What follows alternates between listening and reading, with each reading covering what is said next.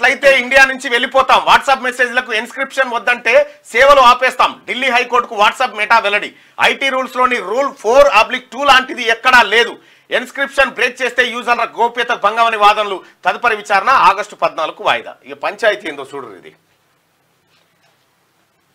WhatsApp అనేది end to end encryption ఉంటుంది. అంటే నీవు డైరెక్ట్ ఇప్పుడు నేను సుదర్శన్కు వాట్సాప్లో కాల్ చేస్తే సుదర్శన్ మాత్రమే ఆ కాల్ను వినగలుగుతాడు, సుదర్శన్ మాత్రమే ఆ కాల్లో ఏముందో చెప్పగలుగుతాడు. కానీ ఈ మధ్యలో ఎవడు వినడానికి వీల్లేదుగా, ఎవడు వినడానికి వీల్లేదు. ఇది వాట్సాప్లో ఉన్నటువంటి ఒక గొప్ప ఫీచర్. ఈవెన్ వాట్సాప్ కంపెనీ వాడు కూడా వినలేడు ఇది, వాట్సాప్ కంపెనీ వాడు కూడా వినలేడు ఇది. అయితే మన దేశంలో ఉన్నటువంటి ప్రభుత్వం ఏం చెప్తుందంటే, ఇగో ఈ తీసేయి మేము వినేది ఉంది వీళ్ళదు అంటుంది. ఇప్పుడు మేము వీళ్ళిద్దరు ఏం మాట్లాడుకురో వినేది ఉంది, తీసేయి అని అంటుంది.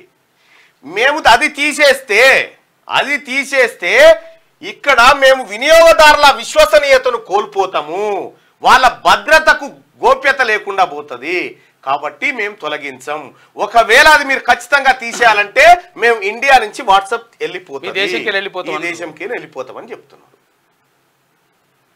నిన్న మన ఫోన్ ట్యాపింగ్ కథ చూసినాక అట్లా ట్యాప్ చేసుకుంటే మాకు అవకాశం ఇరని చెప్తున్నారు. వాళ్ళకి ఏం చెప్తాం చూడరు.